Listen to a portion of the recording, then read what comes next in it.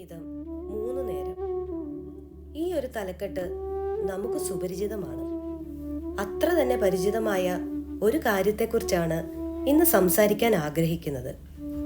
പലപ്പോഴും നാം അറിയാതെയും ബോധപൂർവമല്ലാതെയും ചെയ്യുന്ന ഇക്കാര്യം ഇനി മുതൽ വേണ്ടത്ര പ്രാധാന്യത്തോടെയും ആത്മാർത്ഥതയോടെയും ചെയ്താലോ?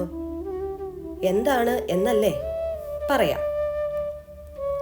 കഴിഞ്ഞ 1-2 ആഴ്ചകളായി നമ്മുടെ കൊച്ചു കേരളത്തിൽ നടന്ന സംഭവങ്ങൾ കണ്ടും കേട്ടും മനസ്സൊലിയാത്തവരായി ആരുമുണ്ടാവില്ല. നാളത്തെ നമ്മുടെ പ്രതീക്ഷയായ യുവതലമുറയ്ക്ക് ഇതെന്തു പറ്റി എന്ന് മാറിയിരുന്ന് ചിന്തിക്കുന്നവരും ചർച്ച ചെയ്യുന്നവരും കുറവല്ല. നാളത്തെ നല്ലൊരു ഭാവിക്കായി മാറ്റങ്ങൾ ഉണ്ടായേ തീരൂ, സമൂഹത്തിലും വിദ്യാലയങ്ങളിലും കുടുംബങ്ങളിലും. നാം ഓരോരുത്തരും വിചാരിച്ചാൽ നമ്മുടെ കുടുംബങ്ങളിൽ മാറ്റം വരുത്താൻ സാധിക്കും.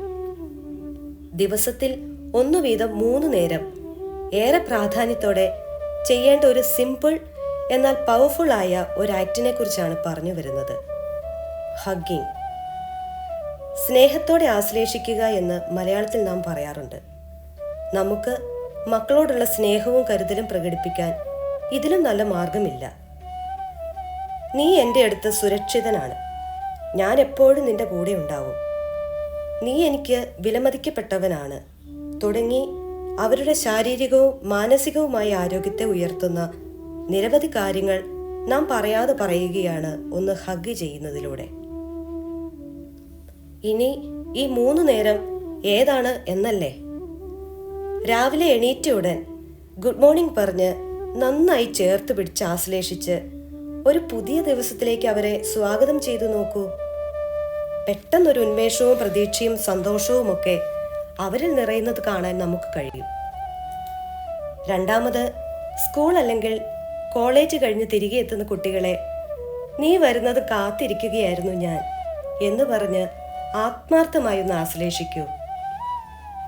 നീണ്ട 7-8 മണിക്കൂറിന് ശേഷം കുടുംബം എന്ന സ്നേഹവലയത്തിലേക്ക് താൻ തിരികെ എത്തി എന്ന ബോധം അവനും അവൾക്കും കൊടുക്കുന്ന സുരക്ഷിതത്വം എത്രത്തോളം എന്ന് പറഞ്ഞറിയിക്കാൻ എനിക്ക് വാക്കുകളില്ല.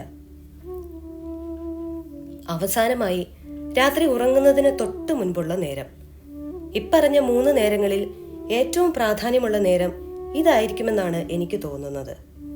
പകലത്തെ പഠനവും പഠനേതര പ്രവർത്തനങ്ങളും കളികളും സമ്മാനിച്ച ക്ഷീണവും തളർച്ചയും ഒരു വശത്ത്, സ്കൂളിൽ കൂട്ടുകാരുടെയും ടീച്ചർമാരുടെ ഭാഗത്തു നിന്നുമുണ്ടായ സങ്കടങ്ങളും ഒറ്റപ്പെടുത്തലുകളും മാതാപിതാക്കളുടെ ഗുണദോഷിക്കലുകളും വഴക്കു പറച്ചിലുകളും മറുവശത്ത്. ഈ ഒരു ഗോൾഡൻ മൊമെന്റ് ഒരിക്കലും നഷ്ടപ്പെടുത്തരുത്. ഗുഡ് നൈറ്റ് പറഞ്ഞ് അവരെ നിങ്ങളുടെ കരവലയത്തിനുള്ളിലാക്കൂ. അതൊരു ഹീലിംഗ് ടൈമാണ്. വലിയൊരു ഇന്നർ പീസിലേക്ക് ഞാൻ എൻ്റെ അപ്പനും അമ്മയ്ക്കും അത്രയേറെ പ്രിയപ്പെട്ടതാണ് എന്ന തിരിച്ചറിവിലേക്കും അതവരെ നയിക്കും. എവറിത്തിങ് വിൽ ബി ഓക്കെ എന്നൊരു മെസ്സേജ് നാം പറയാതെ തന്നെ അവരിലേക്കെത്തും. 100 വാക്കുകളേക്കാൾ ശക്തമായി സംസാരിക്കാൻ ഈ ഒരു ചേർത്ത് പിടിക്കലിന് സാധിക്കും. ഏത് മാറ്റത്തിന് പിന്നിലും ഒരു തുടക്കം ആവശ്യമാണ്.